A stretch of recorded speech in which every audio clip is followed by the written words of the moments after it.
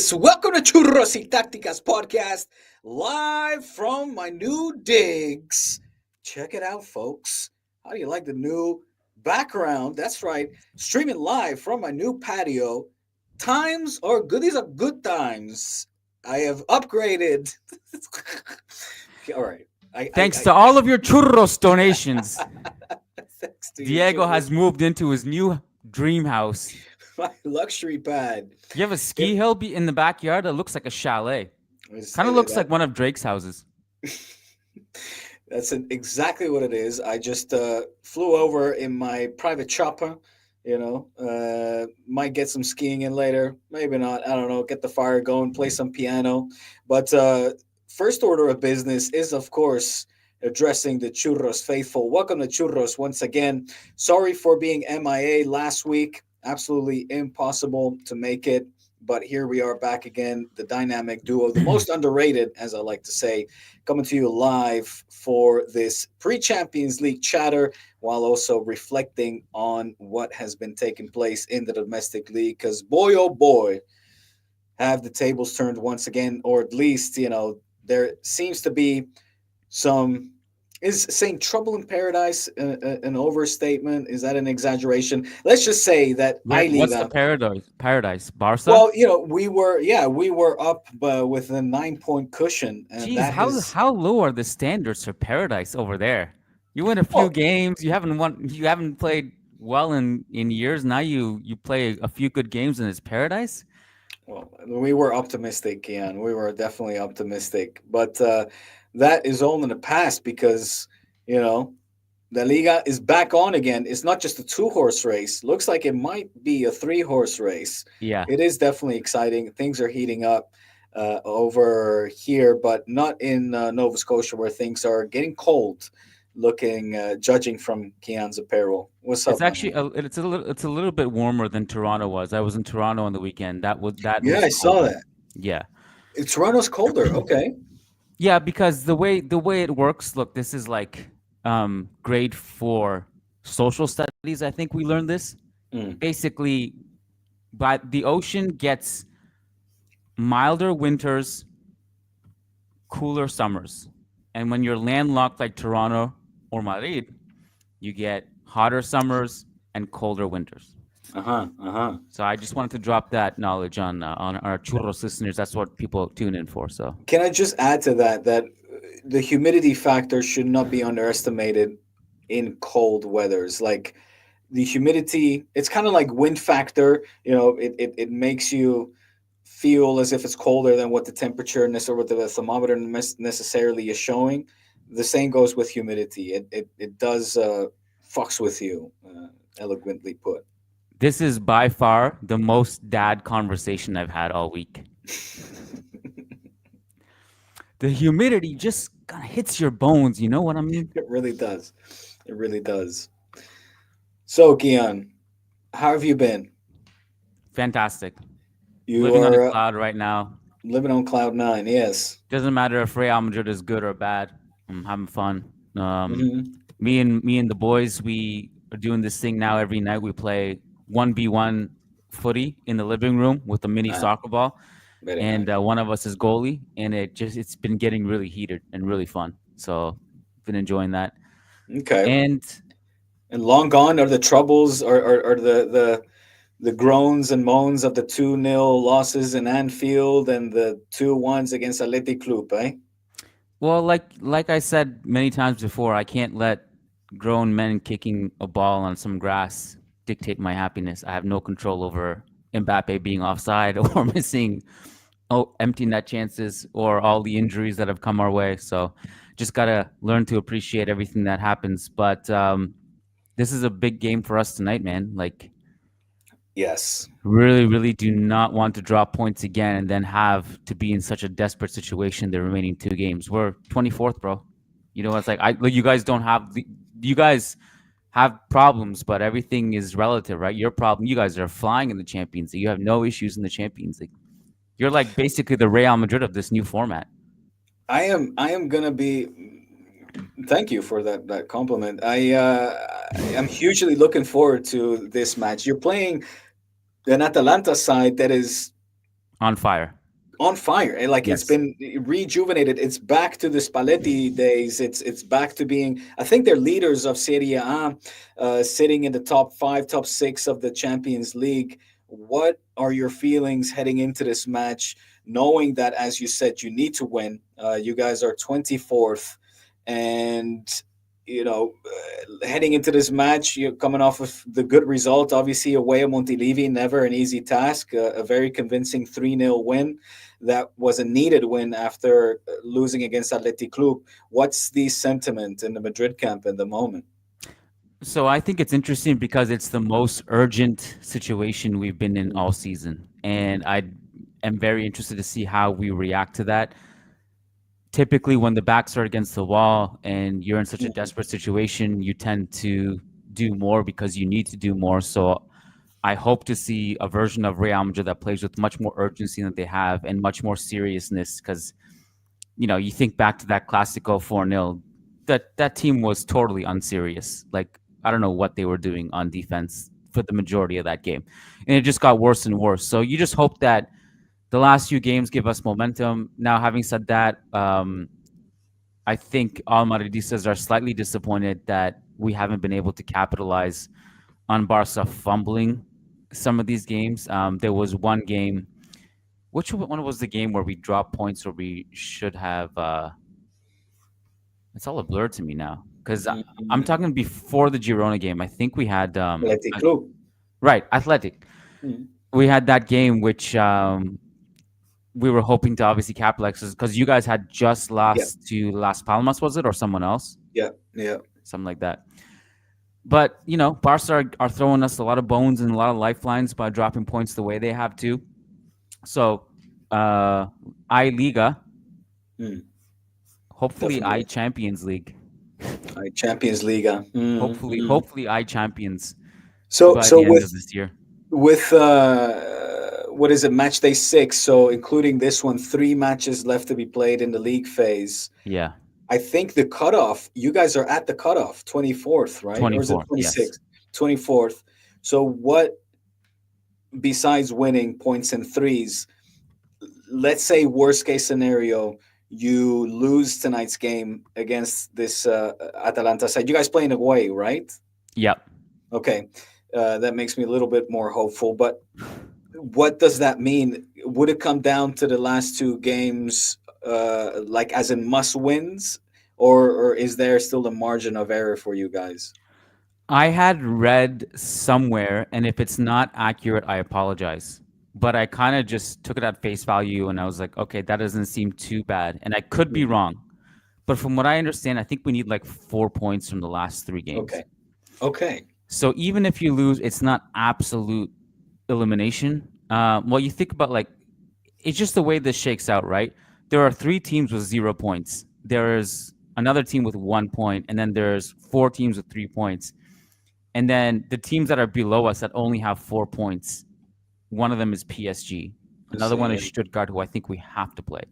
So it's, again, direct rival. This Champions League format is so forgiving in the group stages that you can literally sleepwalk through 90% of it and just stumble your way into the knockout phases. And then it's just, there's 2 things. If we finish below 24th by the time this is over, we should just totally accept that we did not deserve and not even be angry about it, but just accept the reality of the situation that you don't deserve to be going through in this format if you can't finish 24th above.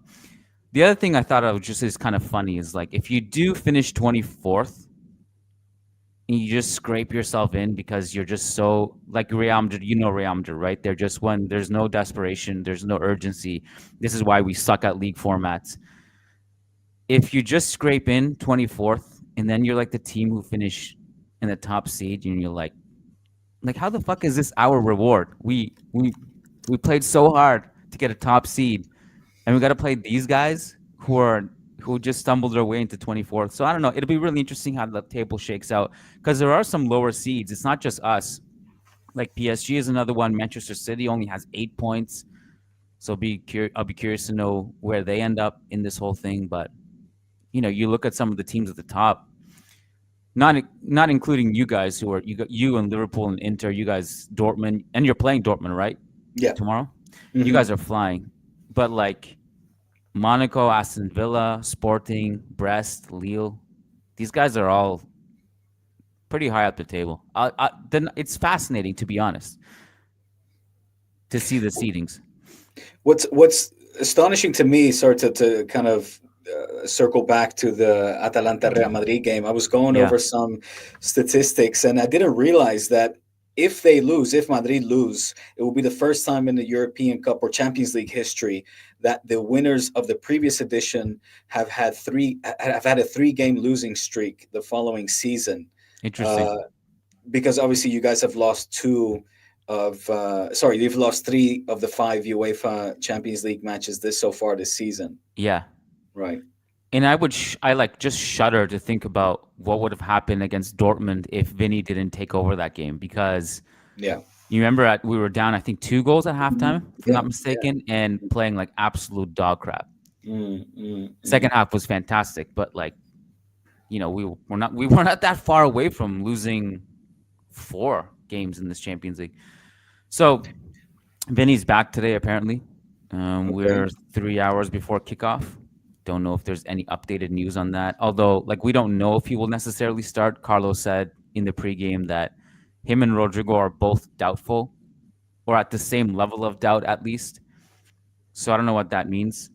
So it's possible we do actually see another kind of replica of the attack we saw against Girona, which was Mbappe, Bellingham, and was a I guess it was Güler dropping into midfield. So I don't think Güler starts. Maybe it's Brahim if Rodrigo can't play and Vinicius can't play. If not, then he just slots in easily. But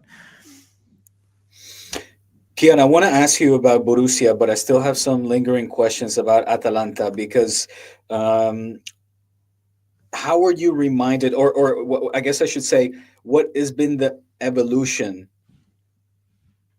of Real Madrid since you guys met Atalanta in the Super Cup in August, which seemed that at that time a very comfortable 2-0 win, to now facing this Atalanta side who are unbeaten in the Champions League so far this season, steamrolling the domestic competition, as you rightly pointed out, sitting in first, and Madrid having, well, you tell me, what is the difference now to when you go well, back to the game in August? I would, maybe contrary to popular belief, I would argue there's not that much difference, because I think maybe people misremember that game in the Super Cup. It wasn't that comfortable.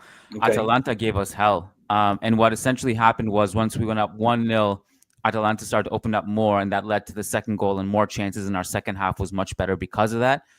But Atalanta's press killed us in that first half. And I was reflecting on a stat which I tweeted about today, and I talked about it. And we did a preview show yesterday before this game, and Courtois had 0 of 16 long balls completed in that game, and it was basically just that stat is telling because it was just a matter of Courtois had no one to pass to, the press was aggressive, and he just had no choice but to kick it really long, and so that's the kind of struggle we were facing against Atalanta. The other thing is Atalanta, I mean, they have been so good from an efficiency standpoint in attack since that day, and this is part of the reason why they're flying in Serie A.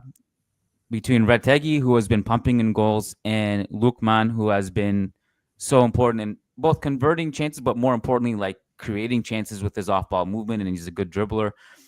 CDK has been surgical with his passes, and they're just a very solid unit. So I think maybe that in terms of what has changed with Atalanta, I don't even know if much has changed. They haven't lost since losing to Inter in September, or sorry, Mm, August.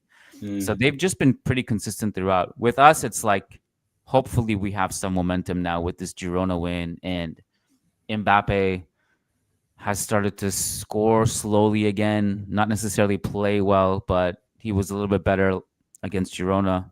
Took his goal really well. Good goal, I was gonna say. Yeah. We're just kind of waiting for Hmm.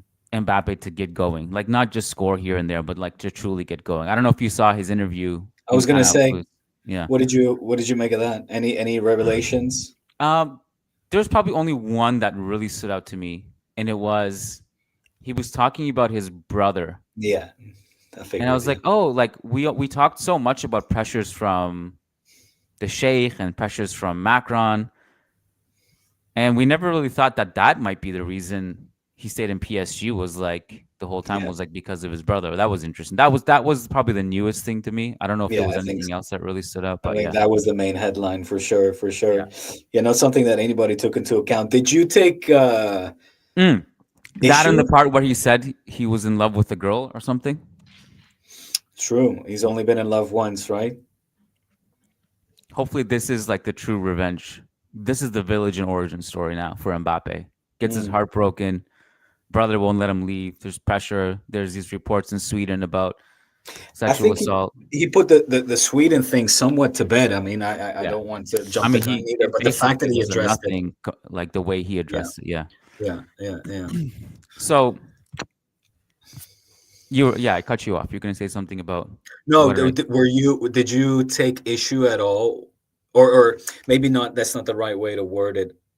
Did that or does that concern you at all? The fact that that weighs so heavy on him, that decision weighs so heavy on him that maybe that is the reason why he is not performing the way he is. Does he feel guilty for his brother having to then leave? I think he's playing at Lille now.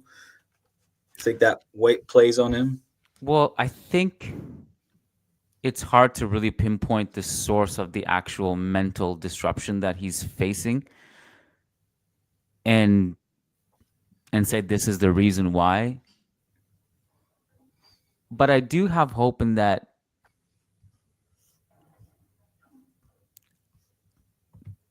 I don't know. I do have hope that he can recover his best form. But do you think that is the family issue that is holding him back at the moment? It could be. It could Mm. be. I also think like look, even some of the strongest mental people. What? Why can't I speak English right now? Even Mental some of state. the people who are strongest mentally will go through dips and funks, and they have to dig deep and get themselves out of it. And I totally reject any idea of like, well, he should have no problems. He's filthy rich and all this. I really don't think money is correlated to happiness in the way a lot of people think. Mm. And so I think whatever he's going through, he's going to have to dig through it and get through it. And I think he will. And I think it's just hopefully a matter of time. And again, this is a different, I've talked about this before, but if the decline was physical, like in a situation of Eden Hazard or Gareth Bale, it would be much harder to recover that form. But if it's totally mental, then it's just easier. Now, I don't think he looks the same physically. To be fair, like I think he doesn't seem to have the explosiveness he had like a couple years ago, and I don't know why. But maybe that's related to the mental side of things. Maybe he's just not as confident dribbling past his man, and that's part of it. But I think he can get it together. Mm, mm, mm. Well, time will tell, my friend. In the meantime, I'm over here watching images of the press conference that is going to take place in about 20, call it 24 minutes from now, where Hansi Flick and Iñaki Peña will take to the hot seat to address questions of this very tasty Dortmund Barca clash that will take place at the Signal. What's it called? Signal. What's the word? Ipuna? Signal Iduna, I think it Iduna was. Yeah. Stadium, yes. And this is going to be an interesting one, man. I mean, for you, having played Dortmund already this season and having battered them in the second half away from home, or at least for them, their home form has been staggering. They haven't lost a Champions League game since 2021. It's a Obviously, fortress. it's a fortress. That yellow wall seems to be doing a trick. The fans, of course, hugely engaged and intimidating and creating a fun but perhaps hostile atmosphere. This is going to be tough. This, besides Bayern, will be the biggest test that Barca has faced so far. I'm quite nervous for this one, Kiyan, given Barca's recent form. It's clear that we are not in that honeymoon phase anymore. Reality is setting in. The high line is being exposed by various teams. The team as well under Hansi at the moment seem to be kind of lacking in maybe concentration at times. We're seeing certain individual mistakes once again creep to the forefront that we saw take place last year under Xavi Hernandez. And I don't know if it's a concentration thing. I think, probably a mix of both fitness and concentration. We always knew that it was going to be difficult for a team to keep up this intensity and continue to play this high line and this risky style of play for the entirety of the season.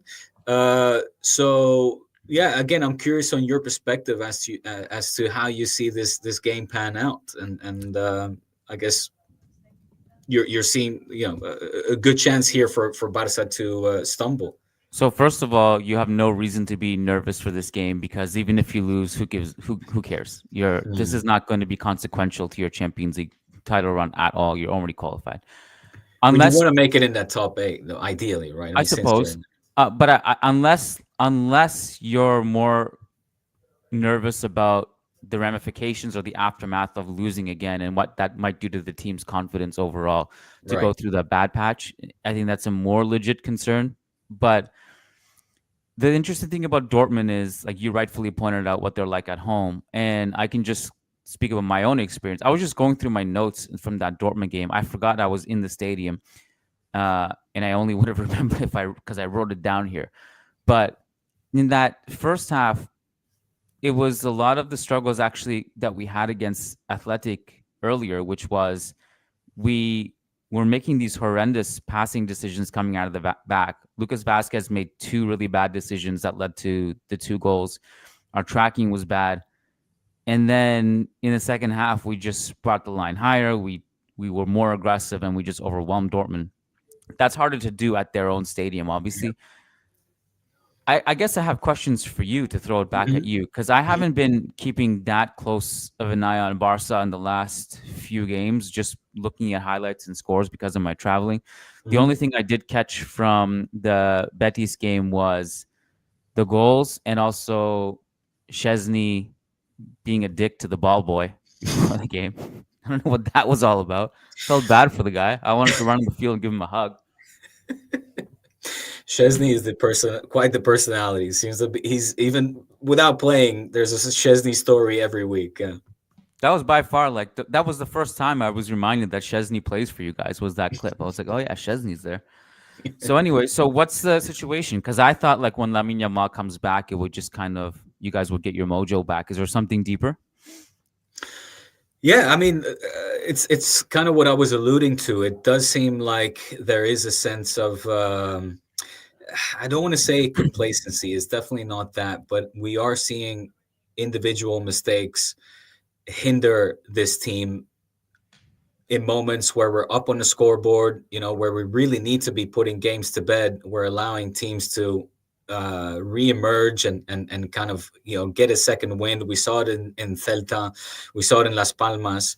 And quickly to kind of look at the scores here, because with these games coming thick and fast, it was almost like when we had the convincing win in Son Moix against Mallorca, which also historically is a tough ground. We kind of got over the hump to then, tie the way that we did away in Benito Villamarin. Who's the team that won in Benito so far this season? I don't know if it was Atletico.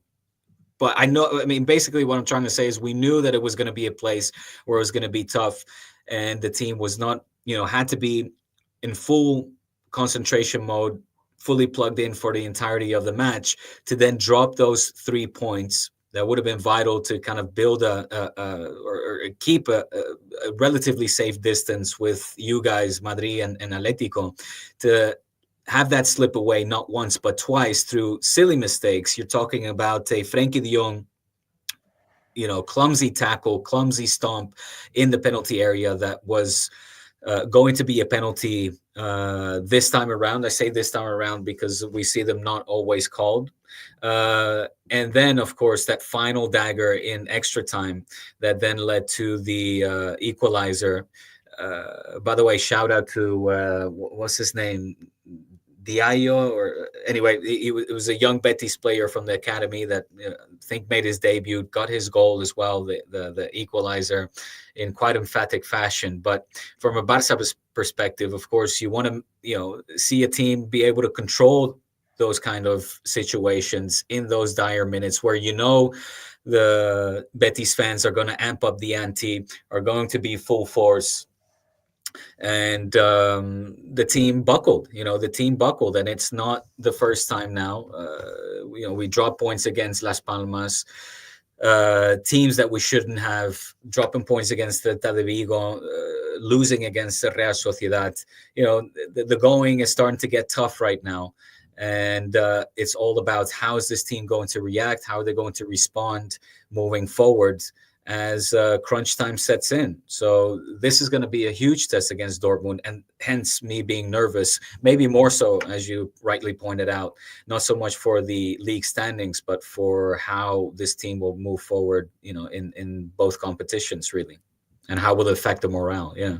Yeah, for sure. And that's kind of the more interesting thing to keep an eye on for me too, is like less so this game is like, what's Barcelona's mentality from now until the rest of the season? Can they hold it together? I got a lot of shit for saying Barca peaked early from Barca fans earlier in the season. You look like you're being dragged into work now. Yeah. No, it's all good. This is just sound check, and we're sound checking over here. I can see. Molly. So we're just doing a quick sound check because we're going to be reporting live from the press conference over in Dortmund in around 10 minutes. Hansi Flick, as I mentioned, will take to the hot seat Iñaki Peña, the player that will be joining him on this occasion. What will the Barca goalkeeper have to say? Mind you, and Iñaki Peña, who has been performing, vale, gracias, who has been performing very well indeed. So much so that people forget that Chesney, I should say, has arrived as a substitute. That's but right. I think most of us, I mean, I don't know, like maybe the really in tune Barca fans knew better, but I thought Chesney was going to come in and start, and we haven't seen him. Everyone thought that, even Barca fans, even here. Yeah, no, Iñaki Peña has definitely performed above expectations, has exceeded expectations. Yeah. That was a great behind the scenes look, by the way, because it was cool because you juggled doing that, and it sounded like you were just doing the podcast at the same time. It was very well done. Very good. We're pros here, Kiyan. We're pros. We're underrated. Super chat from Yalim, who says, Arda masterclass today after minute 60. Book it. My last Arda Güler bet won me $1,000. I'm running it back. Hey, thanks for sharing some of that $1,000 earned here on this humble pod. I'm not sure how much 109.99 try is, but we appreciate it. What is TR? Turkish lira. Got it. All right. Yalim, thank you for your generous donation. Arda Masterclass is coming. It's coming. He's getting more minutes now. You saw that he scored over the weekend. Mm-hmm, actually didn't play that well, but took his goal well. Okay. Yeah. So he needs just more minutes. Let him go through growing pains. Let him go through the experience of being in and out of form, getting more minutes, establishing himself a little bit. It was good to see him score. It was good to see him score because he hadn't played that well in that game, actually, but took his goal really well, made a really good off-ball run. And I don't think he'll start today, but he's definitely just because I think Brahim is going to be ahead of him in a game like this. And of course, if Vinny is back, well, then for sure he's not going to start. Of course. But how about, what did you make of the press conference comments of Ancelotti saying that he feels he gets criticized too much? Do you think he is somebody that gets criticized too much? I think Ancelotti has because like his press conferences, he's looked a little bit more vulnerable in the last month. Okay. Because Real Madrid are losing. And it's a function of when things are not going well and you're starting to get heat, you just react differently. And it's kind of the equivalent, like you see Pep's like never gone through a crisis like he has now. And he's just acting super weird. Like you can tell it's getting to him. I think Carlo was just acting kind of weird throughout the past month because things were just starting to get to him. He was getting a lot of criticism, a lot of heat. And I was at the press conference. I think it was which game was it? Before Anfield, I think, the pregame. And he kind of snapped at someone. And I forget. I think the question may have been something like, why didn't you rest Vinny or take him off? And then he got injured, of course. And Carlo was like, I have this many wins. I have this many trophies. I've managed this many years. Right. Yeah. It was like, whoa. Like, if that question had to come in during like a winning spree, I don't think he would have reacted like that. So I think it's just a matter of coaches just kind of are a little bit on a shorter temper leash when things are not going well and they're getting criticized. Yeah, I'm discrepo though. I'm gonna disagree with you with Pep. I think Pep's hottest under the collar moments were in his Barca days with Mo and those famous press conferences. But another thing I wanted to squeeze in here, as we're somewhat running out of time, I see the journalists are taken to their seats, so I might have to go here at some point. KRSR, just 1 second. Or it's more of a statement. If Vinny did what Szczesny did, boy, oh boy. Oh, well. Endrick. This is such classic Diego. When he doesn't like a super chat, he just says, no, thanks for the donation. Thank you for your donation. No, but this one, yeah, well, I mean, I could respond in anyway, whatever. We will get to this one. I just wanted to squeeze this Endrick one in. He came on at Anfield, and I'm kind of, I guess, rewinding the clock here quite a bit, but received a lot of flack for his performance when he was substituted on. What's his situation at the moment?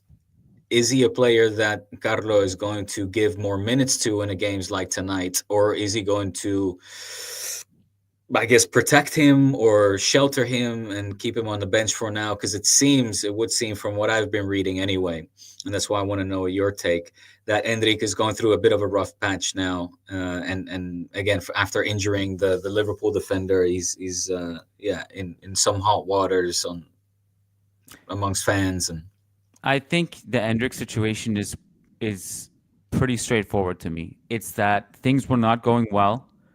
And when things are not going well, Carlo just reverts back to the players he trusts and has little room for patience and developing players and letting players make mistakes and try to establish themselves when he's under the hot seat and he could be fired at any moment. I think that's what it is. And earlier on, Endrick was getting more minutes. Team was getting some results. They were winning games. Like, you think back to that Endrick goal from like way outside the box when he probably should have passed to Mbappe or Vinny and he scored.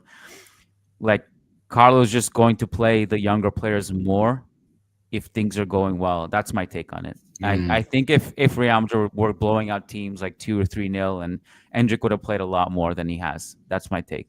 And I think at this, Carlo is just going to go back to the core he trusts, the nucleus he trusts, to get him out of this mess. So that's my take on it. And obviously, so no Endrick for now. Yeah. No Endrick for now. Or at least if we get him, it's going to be like very short cameos off the bench, I think. Is it too late to quote unquote demote him, or let's say ease him into the Madrid, Spanish football, European culture, as they did with Vinny by having him play with Castilla for a little bit? Yeah, well, Vinny was pretty much thrown into the fire almost immediately. Remember, like mid-season, he only played at Castilla for like the first couple months, and then he was brought in.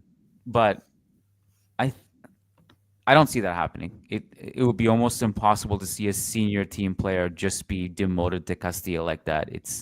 I don't know if that's happened. Like, that's not something that happens. Because if he was registered as a Castilla player primarily and you call him up, that's different. But he's not, and I don't think that's going to do him much good, if any good. So I don't see that happening at all. But I do think Endrick also comes in a situation where it's not as desperate of a situation as when Vinny came in. That season was a season from hell. So Vinny was trusted a lot sooner and they threw him into the fire. Endrick's not going to be in that situation. but he's also just incredibly raw, right? He's a bit of a chaos ball. He comes in, he fucks shit up, he throws people around, he fouls people. Mm. He just is a very chaotic player. So over time, he'll just probably have to learn how to channel that and be more efficient. But that'll come with age and maturity and experience. So I can on some level understand why he's not playing as much as he has, and obviously the other big main reason is that Mbappe is Mbappe, and you can't like bench him. Yeah, no, of Obviously, you're course. not going to bench Vinny too. And I think Mbappe, despite his struggles, their theory is he's got to play through it and play himself back into the form. So taking Mbappe off is also, I think they feel counterintuitive to what they want to do. Having said that, I do think Endrick could have played more during this stretch, but I'm just trying to explain like the rationale of Ancelotti just reverting back to the players he trusts and not really having that much patience right now when things are not going well to throw in these players to save his season. Okay. Yeah. All right, my man. Look, I have to run. It's 2 minutes before this press conference starts. Just to address the generous donation of 10 runs by KRSR. If Vinny did what Szczesny did, boy, oh boy. KRSR, let's talk again when Szczesny does this on a weekly basis like Vinny does. Here we Shall go, we? man. You just Shall got to we? open that can of Shall worms we? now. You know I'm going to disagree with you heavily on this, and It's now you got okay. to run. That's okay. All right, man. Join us on Friday. The churros this week is on Friday, Kiyan. Yes. I will have to record on Friday. But Yep. Patreon, so go to patreon.com/churros y tácticas for that crispy, juicy churros, unfiltered, uncut. That's right, my friend. Crispy, juicy, raw, all the above, unfiltered. Patreon.com/churros y tácticas. Diego, thanks for hopping on from work. No Enjoy the worries. games this week. We'll chat Friday. Peace out. Likewise. All right, buddy. Peace. Much love.